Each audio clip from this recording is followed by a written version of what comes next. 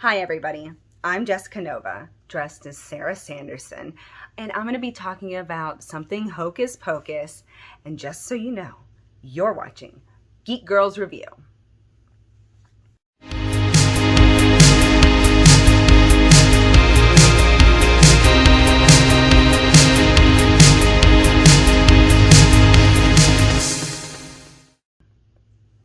Hi everybody!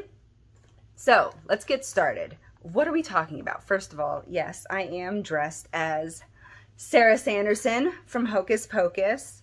I am excited about Hocus Pocus 2. If you look on the channel, there should also be a reaction video of me watching the long trailer for the first time, and I get a little teary-eyed. So yes, I am excited. But we're not going to be talking about that. We are going to be talking about the Hocus Pocus tarot deck that came out. I had seen this pop up because I follow the artist, I believe. Anyway, I had seen it pop up, and then the owner of this magnificent channel sent me it to review. And being somebody that does read tarot, I was very hyped. I like all the details of it. So we're just going to talk about it aesthetically first. So I love the art. The art's great. I love this imagining of the sisters. I love the way that they look. I feel like they really leaned hard into this fun style. And the box is beautiful. It's purple. It's nice, and you know, the inside's purple. You get a nice little sampling. I like the, I guess this is like a low gloss. I don't know. I'm not good with stuff like that. And then I like the candle inside, even though, you know, it's not, like it is kind of the black flame type. I don't know. I don't know if it's supposed to be, but it's beautiful. As I drop that. And then you get a nice color, full-size book breakdown of the, oh, it actually like, so it gives you like a full color picture.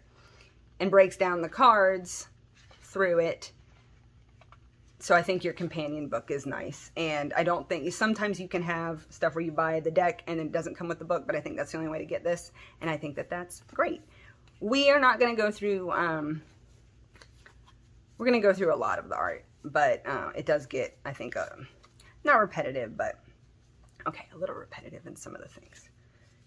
I was shuffling and got ahead of myself. So here's a good example. So these are 3 different pumpkins cards. And they've got a different style, which I do appreciate. The back of the cards is also, it's gorgeous. The cards are they're a nice material. They're great. But again, like the art styling, I appreciate that you have different pumpkins and stuff, but then it does get a little, okay, well, but I also don't know what I would have wanted instead. I have such a tough time sometimes with that. Like maybe a little more imagery, a little more things going on, maybe some of our characters, but then again, it's not necessarily reading the same. So this I like. This is 13 transformation. I think that's a cool take. Looks good. The arcana, they're all different. You've got suspension here, which I also think is fun. And like I love the nod here. You have Sarah where she's turning them and making them sick. Justice. Excellent card. I think the utilization of, I love the Wheel of Fortune. You've got the Salt. And you've got Danny and Binks. The Hermit being Billy. I think the way that the major arcana are used is very nice, but there's not quite as much imagery that I think you get with like a more traditional deck, which is fine, but here's a good example. So Temperance, I can't think of her name, and I didn't look, but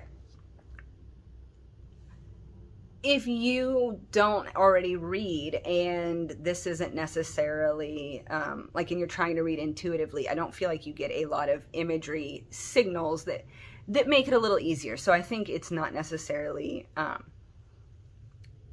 beginner friendly, but I also think the art and the size and the way that the cards handle is, so if you're getting used to how it feels to utilize tarot, I think as a feel for a deck, this is great.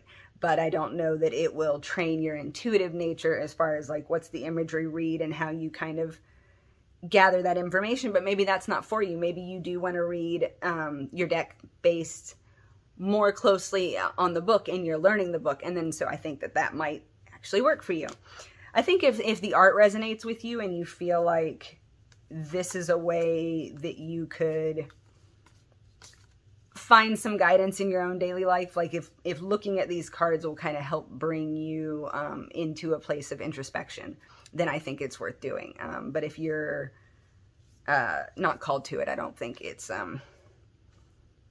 I think if you, and also you won't die without it. And I think that if you are a Hocus Pocus fan, and even if you don't read, it's an enjoyable deck. The Master, having him, the tower is their house. And again, I think there could have been more imagery here. You know, I think that that could have been done a little bit better. The Star.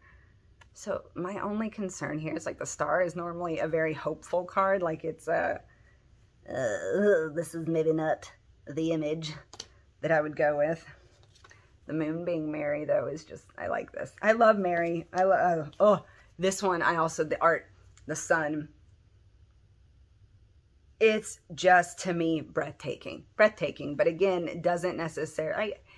Also, it depends on, like, Winnie's my favorite character, so seeing kind of this end of her isn't necessarily what I would tie to the sun, you know, in a normal reading. They've got Billy as King of Potions, which I love, and the art of him is exquisite. Let's see what else we've got that's really nice. This is another example of, like, the potions. Yeah, these are all different and they're really cool, but again, they're not going to necessarily tell me what the 2 of potions means versus the 3. It's too much similarity and not enough detailing. So again, not super user-friendly. That being said, I think sometimes, you know, like this, having 2 people here and it being the 2 of pumpkins, I think that there can be imagery here because of the candy in this. Like, this does speak to me. And then also, I think the Ace of Pumpkins here is another one. Like, it's this opportunity to see things differently.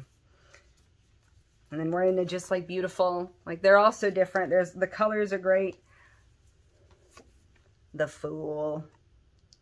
Excellent, excellent use. And the Magician. Oh, Winnie! I love it. Beautiful. Having Sarah as the High Priestess, I think, is nice.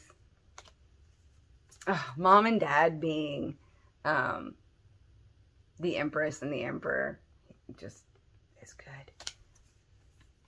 The Hierophant. The Lovers. I think that's cute. Because also that one's another one with imagery, because there are certain times where, like, the Lovers is a little bit of a psych, you know, and I think that that's that moment of, like, they do end up kind of together, you know, at least, like, in the context of the movie, but that moment, you know, she's not interested, like, she psychs him out. So I think that there's a playful nature to it, and also I think that that's kind of an interesting way to have the Lovers card. I don't want to go into too many others because I'd like you to check it out. I haven't read with it very much, so I don't really know quite how I feel about it in that way yet, but I will do a update video maybe later, maybe next year after I've been using it for a while. And if you read with it, or if you have feedback in terms of why you like decks like this, if you like that kind of collector nature, or if you just think it's fucking a cash grab and you hate it, I would love to know. I'd love to read about it. And if you don't like the video, I will never read your comments. So make sure you like and subscribe to the channel, whichever way that is. And if you want to follow me, you can follow me on Instagram at @thejessicannova. I post my Nerdlesque shows, my burlesque shows. I retweet stuff that I'm in. And speaking of stuff that I'm in, you can check me out on mygeekglory.com. I am often in the Discord talking about stuff, especially during con season, and letting you know what new things we're coming up with. And make sure you check out Volume 2 of our art book in our store. And I'll talk to you soon. Until then, bye.